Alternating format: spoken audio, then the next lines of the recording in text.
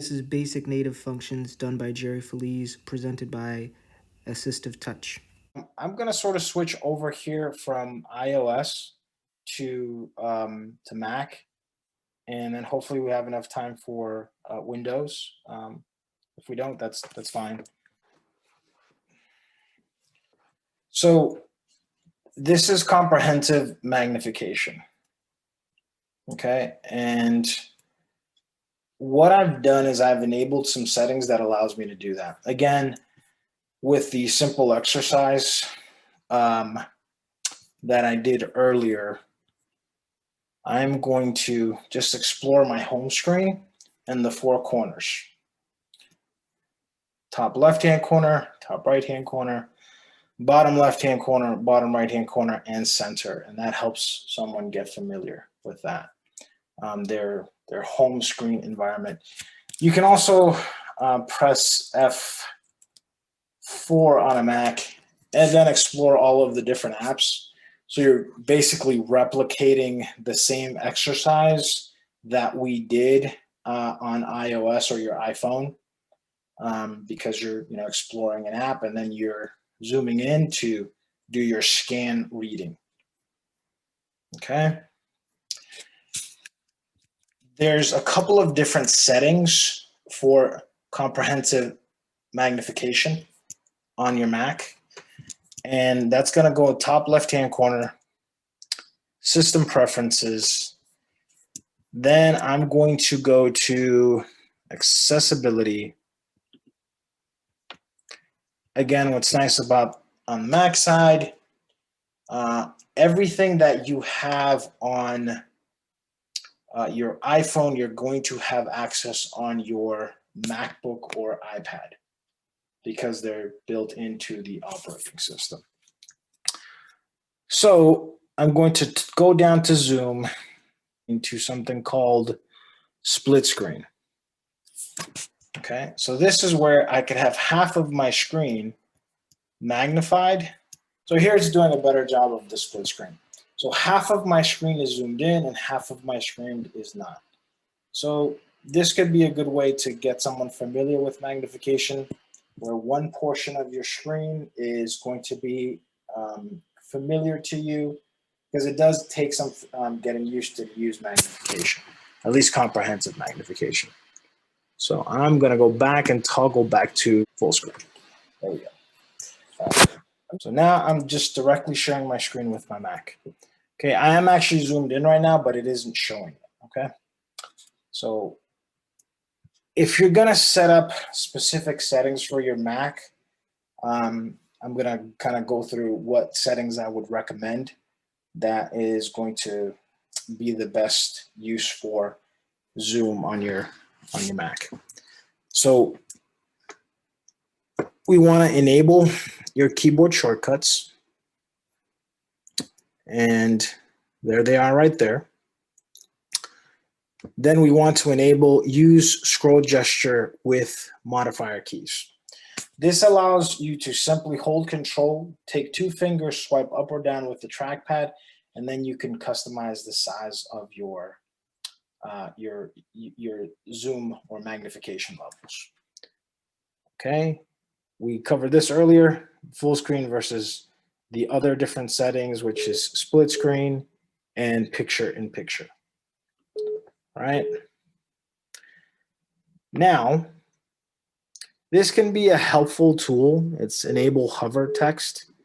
So just by simply pressing the command key, I can hover over information and it will enlarge it quite a bit. So if I hold down, let's see, there we go.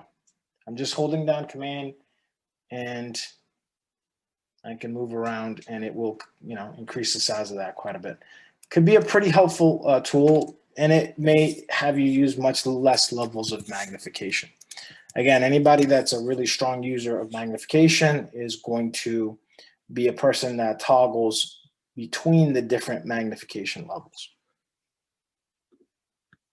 So I'm going to shut that off for now.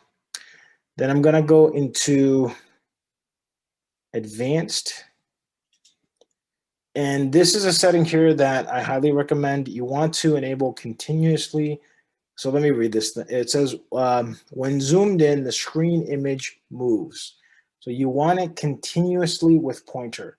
That will provide you the best results. Smooth images, you do want enabled, and follow keyboard focus. So what does that basically mean? So for example, if I want to use Spotlight, which again is a search function, which is a principle of navigation and orientation, which helps us expedite finding things. You press Command and Spacebar. The keyboard focus and your zoom focus moves to that particular area. So you don't have to look around. You can just simply do it with a keyboard. And when you're magnified, that actually makes a really big difference as far as finding what you're looking for. All right, so now I'm going to hit my escape key, then go down here. So we want follow keyboard focus. Okay, perfect. We're going to hit OK. Okay. All right. So that's it for zoom. Now, another feature that's extremely helpful when we talk about a combination of magnification and screen reading is speech. And I can remember the days where these features weren't there, but thank God for inclusive design, because now I don't have to pay $700 or over $1,000 for specialized software. Taking into account accessibility when you are in the process of design has really changed the digital environment for people with visual impairments. So speech, I can choose the voice that I want. I do recommend either the Siri female or male. It's just really high quality voice. Or there's one that I really like as well. Her name is Ava. Really good voice. I think I have her selected. Okay, then here's the speech rate. And then this also enable announcements. This will read announcements to me like calendar announcements. Okay, so this below, we do want to select speak selected text when these keys are pressed. And so I've enabled that. Here's where you could customize the key. The key that I recommend using is Shift Spacebar. Ergonomically, it's just easy to get to. You don't have to like stretch your fingers really far, so it's easy to do. Okay, so let's say I want to read the class outline. Okay, so here we go. Here's my Notes app. Okay, that's not my Notes app. This is, well, I'll just read this document here. Okay, I could simply just press Shift and Spacebar. You are invited. You are invited to attend an online webinar presented by the Massachusetts Association for the Blind and Visually Impaired about access technology services in the metro. So then I just simply press Shift and Spacebar. And that allows me to just pause it. And again, this is screen reading on demand. Okay.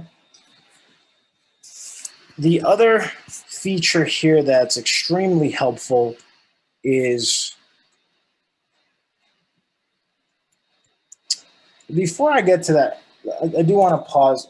As you see me navigating back and forth, and this would apply to Windows as well, I use multiple desktops. Again, this is a navigation and orientation principle. So let's say I'm looking for a calendar date, right? And then I needed to plug it into an Excel file. So I'll quickly open up Excel. Okay. This is really helpful if you have low vision. This is helpful if you don't have low vision. I mean, one of the beautiful things about inclusive design, universal design. So just FYI, universal design, for those that aren't aware, it's that concept where a wheelchair ramp was designed, and it's an architectural concept. It's a ramp was designed for someone with a wheelchair. Well, however, it benefits someone, a parent, using a stroller to, you know, to bring someone into a building, or to bring their child into a building, or let's say you're temporarily disabled. You had knee surgery. Well, you can benefit from that ramp as well. And so it's just really good design, but everybody benefits from that. Well, this is also really good design as well. This is more of a navigation principle here, but we can apply it in the larger application. I maybe fit this into the accessibility application just because it has a lot of functionality that's very helpful. Because now if you're zoomed in at a really high level of magnification, you can simply toggle back and forth. Let's say you have to copy the date and plug it in here into the Excel file. You can just go back and forth easily instead of having to, I don't know, hit Control Tab and go back and forth, or select it with your mouse. So just another good design principle that helps expedite completing a specific task. Okay, so I was going to go back here to our system preferences, then go back. Our path is accessibility, and then go here to, let's go here to dictation. So that would be voiceover, Zoom, speech, description. Where are we? Oh, they changed it. That's right. It was called dictation. Now it's called voice control. So you can use voice control to now, and again, this goes for all of your applications, to simply type in your the speech, output your emails, or perform different functions. So for example, if I wanted to, and this may not work because I'm on Zoom, but it is a great feature, and I would recommend going to that setting and enabling it. So I'm back in my notes.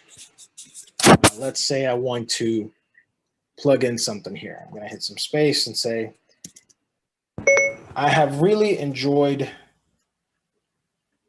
going over basic native accessibility functionality. New line. New line. Thank you for having me. Period. And then I just simply hit my function key. That's my modifier key that I've enabled to turn this dictation feature on. So again, this is another really helpful native accessibility function in iOS. Okay. Jerry, it is 7:55. So if you want to wrap it up, and then we can answer any questions. Okay, that's fine. Thank you, Nisha. So some other native accessibility settings to keep in mind, at least as it pertains to the Mac, you can simply hit a shortcut key and it will give you access to, let's see. Accessibility options. So that's control, command. Use the tab key to navigate and press space to toggle an option. So that's Command Option F5, and it brings up all of these different accessibility settings that you can enable. One that's really helpful, let's say you have issues with white background or white text, you can simply invert the colors or enable color filters. And so it doesn't look like we're going to get to Windows, but in Windows, you do have ease of access. And all of the different settings that I've gone over on the Mac side and on your iOS devices. These are settings that are in the ease of access menu for Windows, and you can enable those, and it will provide you a much better user experience when trying to get familiar with accessibility settings. But they're very user friendly. My recommendation is have a particular task in mind that you want. Alert from calendar. Oration Pod Embrace. That's my announcement. Alert from calendar. Zoom link for it training. Okay, we can see accessibility into effect. So again, just in closing with this piece, find a specific task that you want to do, something really simple, whether it's writing a note, whether it's exploring your home screen, using accessibility features. It's just finding a task that you can easily go over. And the reality is it takes a lot of repetition. Some of these things take quite a bit of time just to get familiar, particularly if you're not, if technology isn't something that you love, if it's, obviously everybody has different proclivities, but these are all game-changing, life-changing solutions that give people back a huge sense of independence and freedom. So, thank you. For more information, contact Jerry Feliz, Access Technology Director, phone number 857-443-6636, email felizassistivetech@gmail.com.